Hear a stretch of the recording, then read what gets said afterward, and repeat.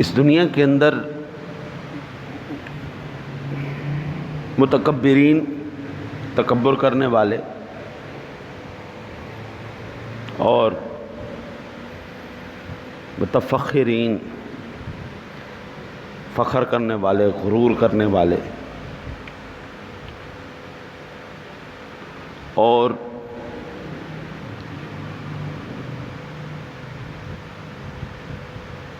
گستاخ، بے ادب،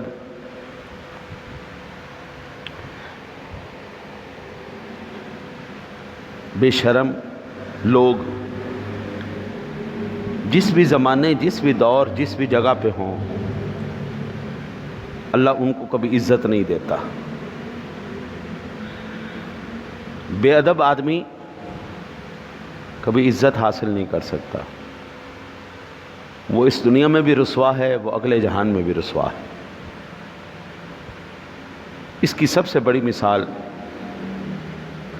شیطان ہے،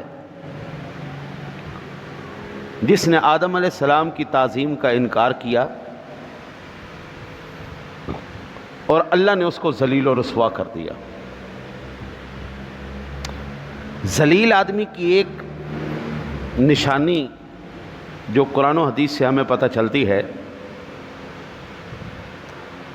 ذلیل آدمی کی یہ نشانی ہے کہ وہ خود رسوا و ذلیل نہیں ہوتا، بلکہ وہ اپنے ساتھ اوروں کو بھی ذلیل کروا دیتا ہے۔